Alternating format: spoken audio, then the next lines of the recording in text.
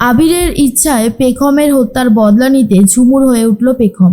সম্পূর্ণ জানতে ভিডিওটিতে একটি লাইক করে প্রথম থেকেই দেখতে থাকো। গল্পের শুরুতেই দেখা যায় সবাই যখন স্ত্রীর বিয়ে উপলক্ষে বিয়ে বাড়িতে চলে গেছে, আর ঠিক তখনই পেখমের সাথে কথা বলতে থাকে আবির। আবির বলে, আপনি আমার ঘরে যাবেন, কেমনভাবে ল্যাপটপটা চালাতে হয় আমি দেখিয়ে দিয়েছি তো, আপনি পারবেন তো ঝুমুর?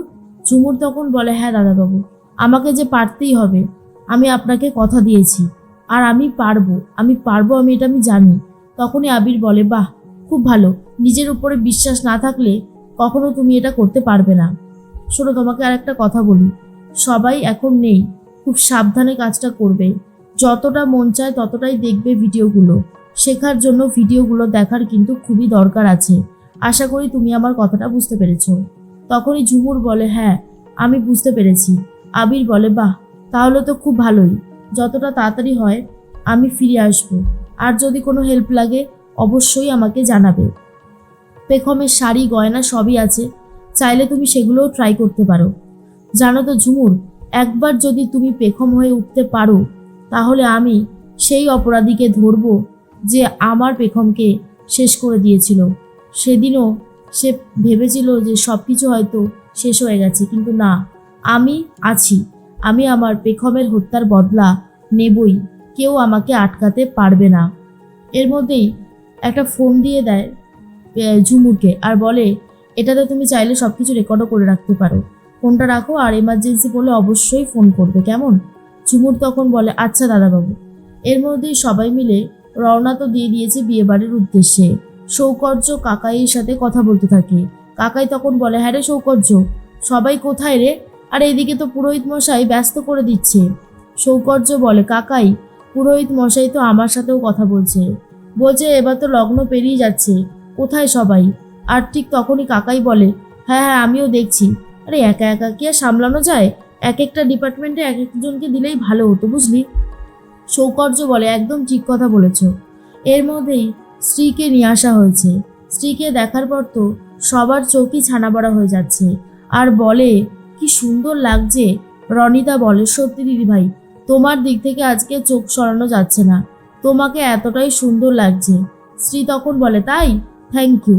অন্যদিকে দেখা যায় আবির তো কথা বলছিল ঝুমুরের সাথে, ঠিক সেই মুহূর্তেই চলে এসেছে কৌশিকী, আর বলে, এখানে দাঁড়িয়ে কি করছো আবির?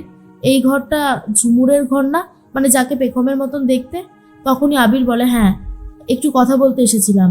এর মধ্যেই কৌশিকী বলে, আচ্ছা আচ্ছা ঠিক আছে, চলো, তুমি আর আমি কি ড্রেস পরবো চলো দেখে নি। আর আবির তখন বলে, শোনো কৌশিকী, আমার ভালো লাগছে না। কিন্তু কৌশিকী আবিরের কোনো কথাই শুনতে চায় না, আবিরের হাত ধরে টানতে টানতে নিয়ে যায়। এর মধ্যেই শ্রী তো তার মায়ের সাথে কথা বলছে। স্বর্ণালী তখন বলে, আজ আমার মেয়েটাকে দেখতে ভীষণই সুন্দর লাগছে, চোখ সরানো যাচ্ছে না। শ্রী তখন বলে, তাই মা, সত্যি এতটা ভালো লাগছে? তোমাকেও খুব সুন্দর লাগছে। স্বর্ণালী তখন বলে, আজকে আমার মেয়েটা পর হয়ে যাবে, আমার যে বুকের ভেতর কতটা কষ্ট হচ্ছে। শ্রী তখন বলে, মা তুমি কষ্ট পেও না, মেয়ে সন্তান হয়েছি, যেতে তো হতোই, তাই না? তুমিও সেটা খুব ভালো মতন জানো, এসব নিয়ে একদম ভাববে না। মা, আবিরকে কোথাও দেখতে পাচ্ছি না তো, আবির কি আসেনি? আর তখনই স্বর্ণালী বলে, আবির তো এসেছে, সাইডে কোথাও রয়েছে হয়তো। আচ্ছা ঠিক আছে, আমি যদি দেখতে পাই তাহলে আমি তোমাকে বলে দেবো যে তোমার আবির কোথায় রয়েছে। তোমার তো আমার ভাইকে ছাড়া কিছু করতেই ইচ্ছে করে না, ভাই তোমার বিয়েতে উপস্থিত থাকবে, ভাইকে নিয়ে একদম চিন্তা করো না। কৌশিকী এসে আবিরকে অনেক বেশি সহজ করে তুলছে। আবির আগে যেমন ছিল, আশা করি সেরকম হয়ে উঠবে কৌশিকীর জন্য, এটাই এখন দেখার রয়েছে। এর মধ্যেই মনে মনে ভাবতে থাকে আবির, আজ যদি পেখম থাকতো তাহলে কতই না ভালো হতো, আমরা সবাই মিলে কতই মজা করতে পারতাম, কিন্তু পেখম আজকে আর নেই।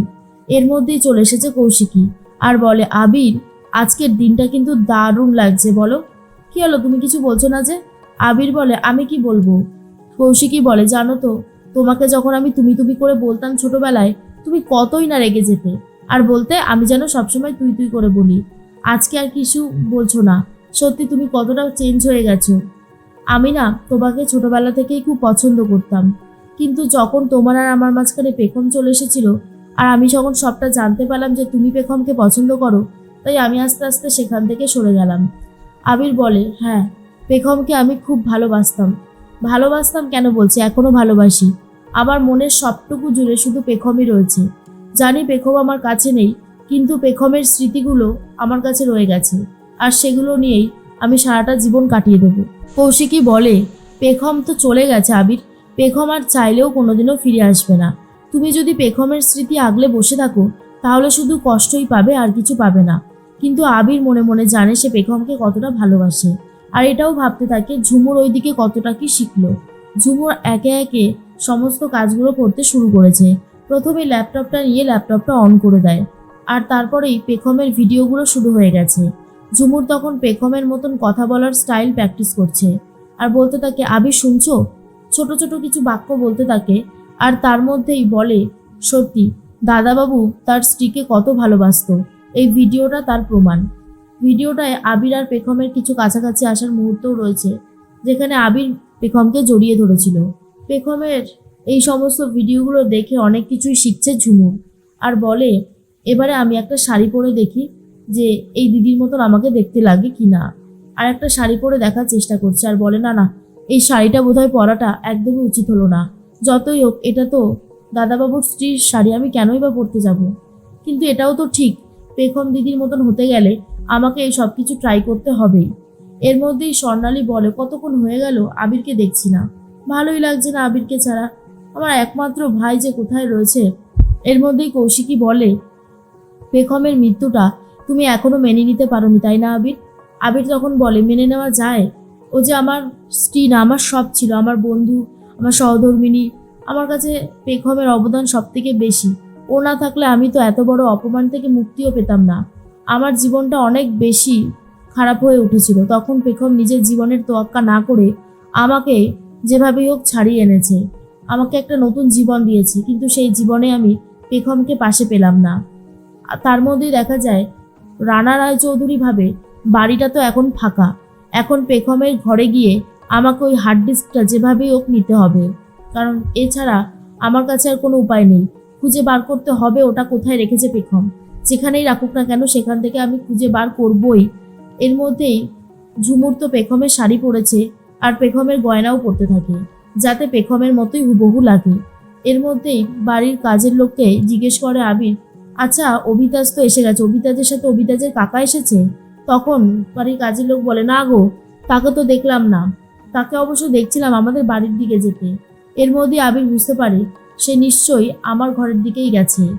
আর এর মধ্যেই পেখম তো ঝুমুর তো পুরো পেখম হয়ে উঠেছে, কেউ দেখলে বিশ্বাসই করবে না এটা ঝুমুর, দেখে মনে হচ্ছে পুরোপুরি পেখম। আর পেখমের হত্যার বদলা নিতেই ঝুমুর হয়ে উঠল পেখম।